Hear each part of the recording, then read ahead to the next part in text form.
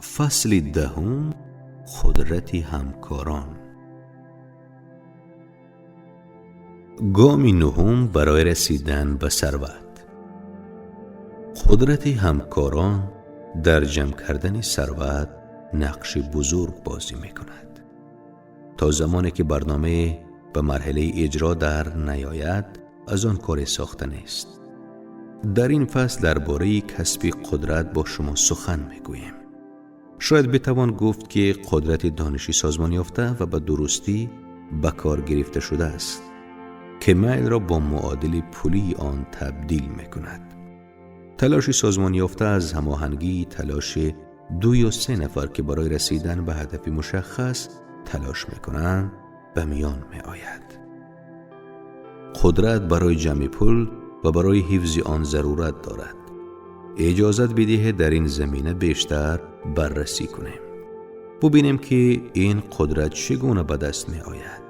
اگر قدرت دانشی سازمان یافته است، منبع‌های این دانش عبارتند از: 1. نیروی بی‌پایان الهی. این منبع دانش را می توان به کمک روش‌هایی که در یکی از فصل‌های کتاب توضیح داده شده است به عبارت دیگر به کمک تصوری آفرینده درک نمود. 2. تجربه جمع شده. تجربه جمع شده انسان را می توان در کتابخانه‌های خوب به دست آورد. بخشی مهمی از این تجربه در مکتب‌ها و کالج‌ها درس داده می شود. 3. آزمایش و پژوهش. انسان با اجتماع کردن به دور هم حقیقت‌ها و واقعیت‌های نو به دست می آورد. در اینجا باید از تصوری آفرینده کمک گرفته شود. می توان از همین اینها که شرحش رفت علم حاصل کرد. می توان این علم را به برنامه مشخص تبدیل نمود و آن را به مرحله اجرا گذاشت. بررسی 3 منبع مهم دانش نشان می دهد که هرگز یک شخص به تنهایی نمی تواند با تکیه به تلاش‌های شخصیش موفق شود. برای جامعیت بخشیدن به برنامه و به خصوص اگر قرار باشد برنامه جزهای گسترده داشته باشد، باید دیگران را برای همکاری دعوت کرد. به دست آوردن قدرت از ناحیه همکاران.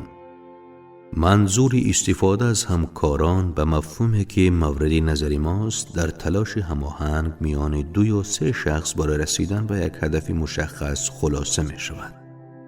هیچ کس به کمک نیروی همکاران به جای نمی رسد. در یکی از فصلهای قبل دستورالعمل برای تبدیل میل و اشتیاق به معادل پولی آن پیشنهاد کردیم.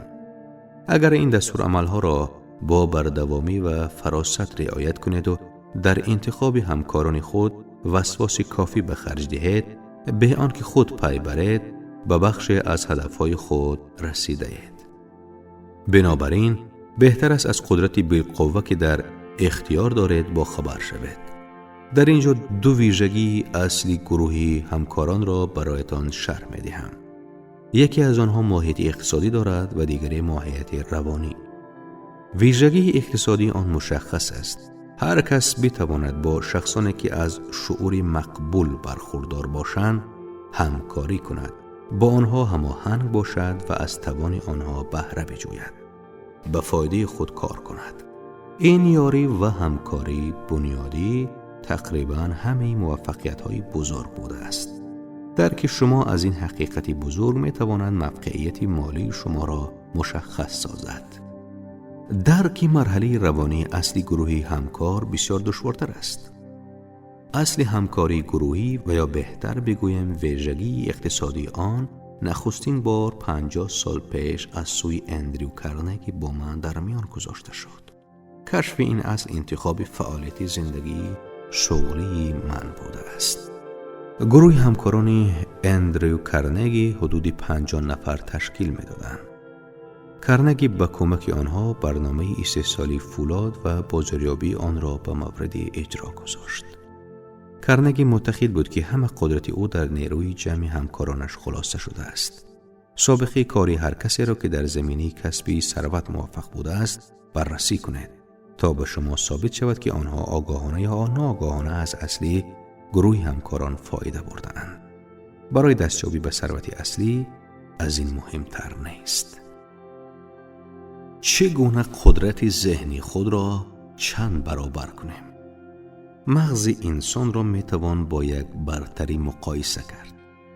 این یک حقیقت است که مجموعی بطری های الکتریکی نسبت به یک بطری برقی بیشتری تولید میکنند.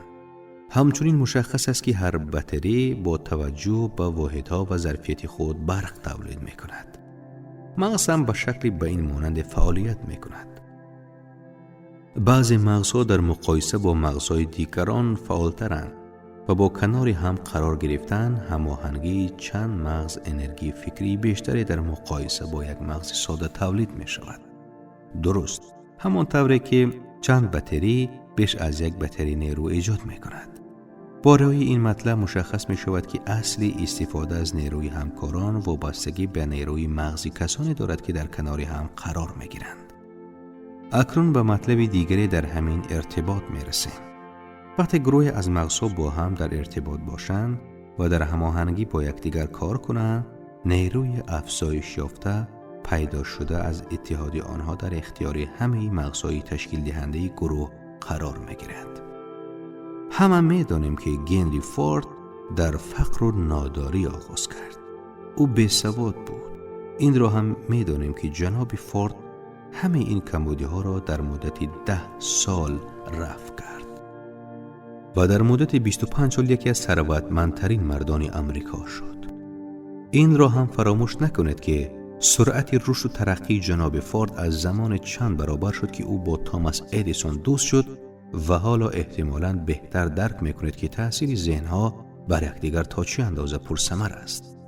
قدم دیگر بردارید و به این حقیقت توجه کنید که مهمترین موفقیت‌های جناب فورد زمان آغاز شد که او به دوستی و همکاری هاروی فایرستون، جان بیروس و لوتر باربنک را آماده شد. این سه شخصیت ها هر کدام مغز بزرگ و توانمند داشتند. اکنون بیشتر مشخص می شود که قدرت با اتحاد مغزها به مراتب بیشتر می شود. شخصان از طبیعت و عادتها و نیروی فکری کسانی که با آنها همکاری و همراهی می کنند بهره‌مند می گردند. جناب فورد به سبب همفکری و دوستی با ادیسون، باربنک، بیروس و فایرستون به نیروی مغزی خود فراست، تجربه، دانش و نیروهای معنوی را افزود. از آن گذشته او از اصل گروه همکاران با رعایت روش‌های درج شده در این کتاب استفاده کرد. شما هم می توانید از این اصل استفاده کنید. قبلا به مهاتما گاندی اشاره کردیم. ببینیم که گاندی چگونه این نیروی عظیم را آماده کرد. شاید بتوان همین مطلب را در چند کلمه توضیح داد.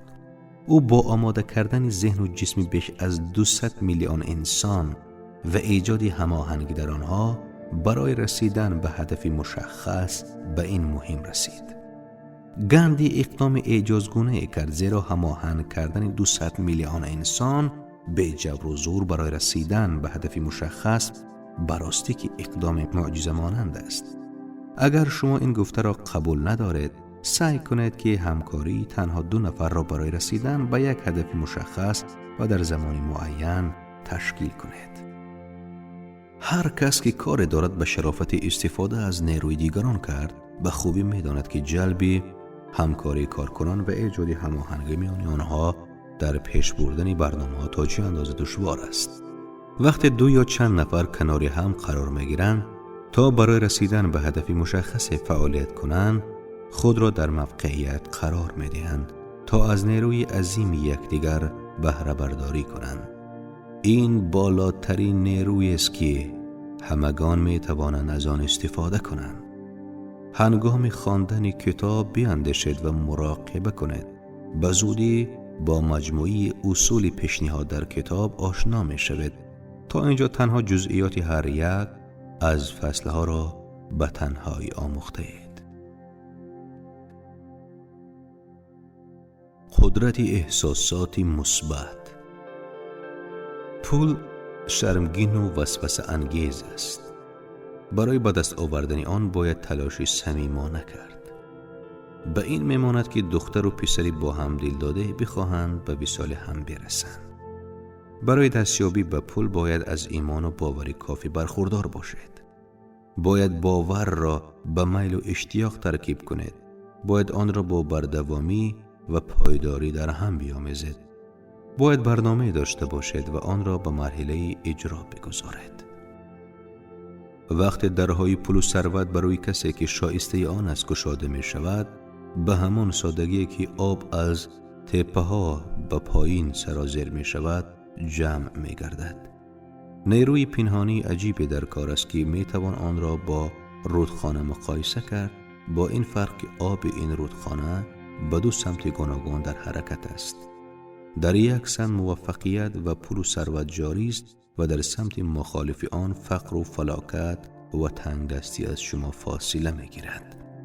هر کس تاکنون ثروت کلان در زندگی خود جمع کرده باشد، از کار این رودخانه در زندگی خود با خبر است. مسئله فرایند فکری در میان است. احساسات و اندیشه های مثبت همان سمت است که پول و ثروت را با خود به همراه دارد و احساسات منفی جانب دیگری حرکت را مشخص می سازند که همانا فقر و فلاکت است.